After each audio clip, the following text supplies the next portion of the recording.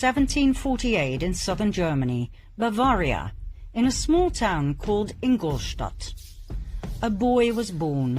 His name was Johann Adam Weishaupt. At the age of 5, his father died. The Jesuits took him under their wings and groomed Adam, who turned out to be a highly intelligent and strong-minded individual, to become a professor in canon law at the Jesuit University of Ingolstadt.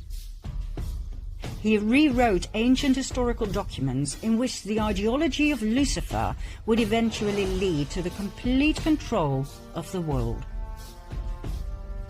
In 1773, a secret meeting took place between Meyer Amschel Rothschild and a select group of 12 elite Khazarian bankers and businessmen. Remember Rothschild, key player in our first storyline? The excessively wealthy and powerful Ashkenazi Khazarian banker from Frankfurt? Well, Rothschild proposed to join forces and riches with the purpose of world dominance.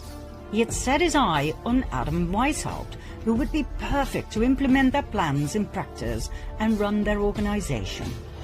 And so, on May the 1st, 1776, Adam Weishaupt founded the Bund der Perfektibilisten, the Order of the Perfectionists, later to be called the Order of the Illuminati.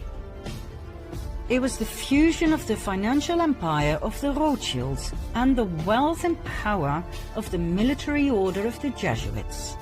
Their goal? The creation of a world government and world dominance. Although Weishaupt's name is commonly known among those who study this material, not many people are aware of the fact that he based his Order of the Illuminati on ancient documents, one of which was a letter that was given to him by Rothschild.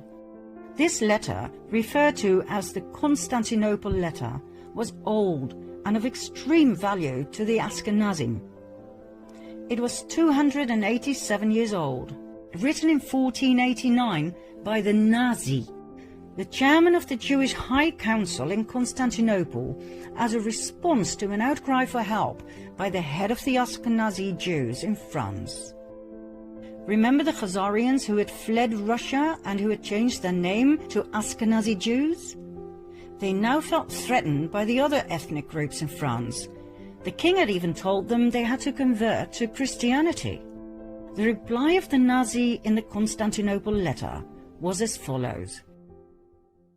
As for what you say that the King of France obliges you to become Christians, do it, since you cannot do otherwise, but let the law of Moses be kept in your hearts. As for what you say about the demand to despoil you of your goods, make your sons merchants, that little by little they may despoil the Christians of theirs.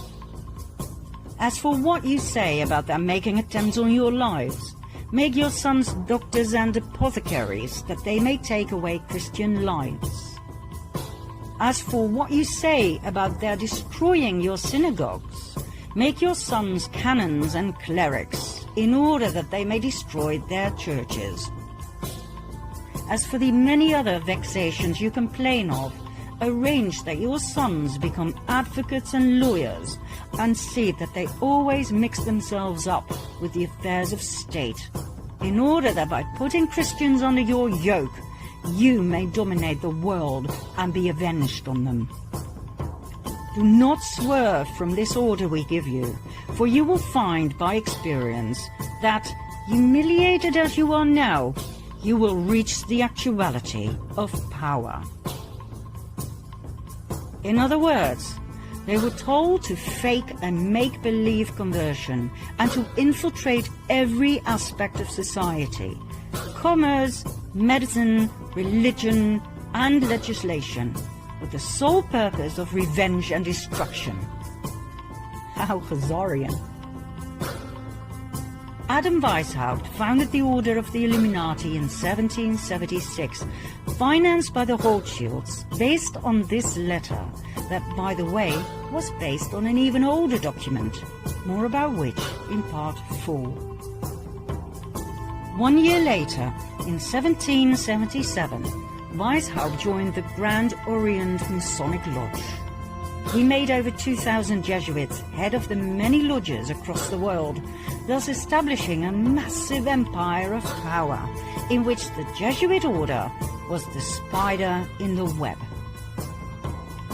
Weishaupt then officially left the Jesuit order so that no suspicion would ever be drawn to the involvement of the Roman Catholic Church and the Jesuit Council in the illustrious plans of the Illuminati.